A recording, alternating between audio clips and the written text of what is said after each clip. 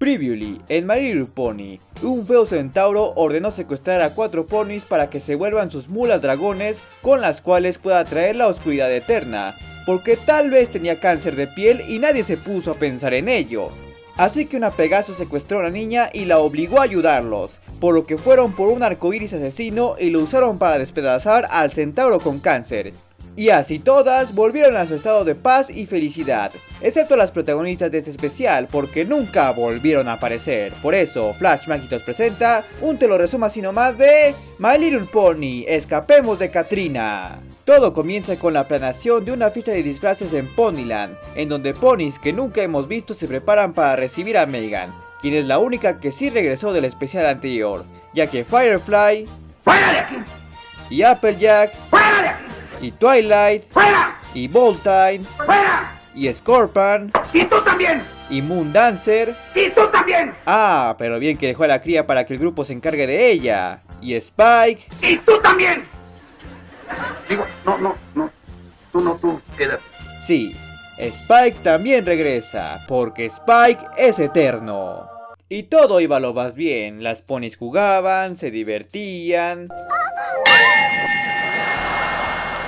demostraban su lesbianez porque no había machos y mandaban a dormir a las pequeñas. Pero lo que no sabían es que justo en la cueva de al lado había una fábrica llena de esclavos tipo Oompa Loompa llamados Bushwallies, los cuales fabricaban una poción mágica para la villana de este especial, la furra Katrina, quien es la ancestro del mismísimo Capper. Bueno, no, pero es claro que son de la misma especie.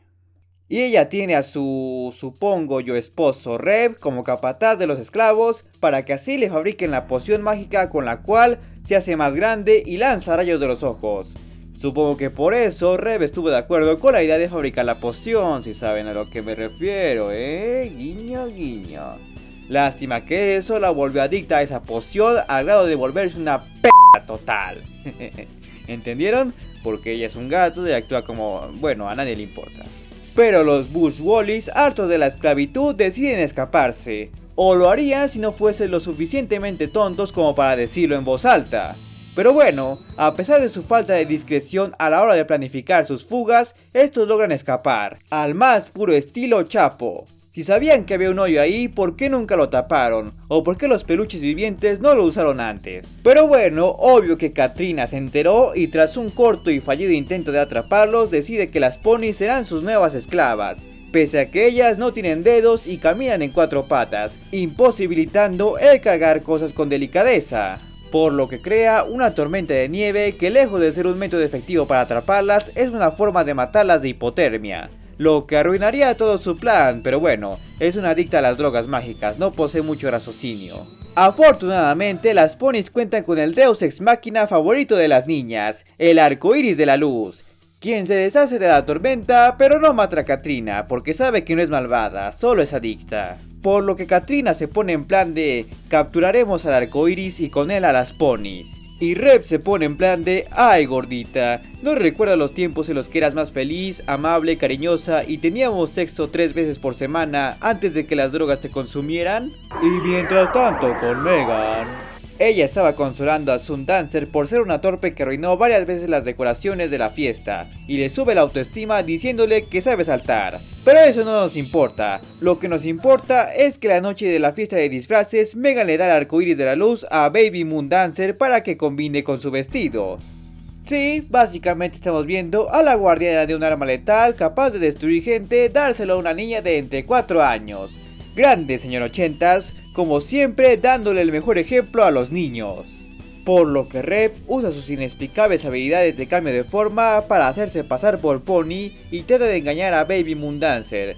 Pero esta no es ninguna tonta y sabe que no debe hablar con extraños, especialmente los que tienen voz de mujer fingida. Por lo que Katrina llega y termina llevándose el arcoíris con todo y Baby Moon Dancer. Básicamente cometió secuestro de menores. Porque los felinos siempre cometen delitos contra la integridad de los ponis. Así que Megan y las demás van a su rescate y en el camino se topan con los Bushwallies, quienes prácticamente se quedaron a unos metros de la cueva donde estaban.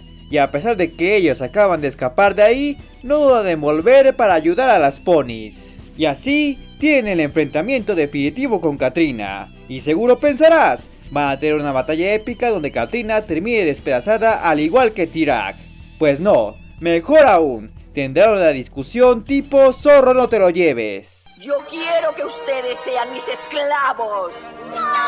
Por lo que Rev, dándose cuenta que ha estado en una relación abusiva, se rebela contra Katrina y la arroja a un foso. Pero no se muere, se sujeta con el poder de sus garras y ruega que la salven. Algo a lo que Rev accede, solo si promete que se hará buena. Amigo, va a necesitar más que un sí para poder cambiar. Tendrá que ir a terapia y a un grupo de autoayuda para adictos. Pero bueno, Katrina termina aceptando y hasta destruye la máquina para hacer poción. Y así de fácil, se vuelve buena y deja su adicción a la magia. Porque recuerden, niños, Vive sin drogas, vive sin drogas. y así, con todos felices y contentos, termina este especial. Tu sonrisa tan resplandece. Esto fue My Little Pony Escapemos de Katrina resumido así nomás.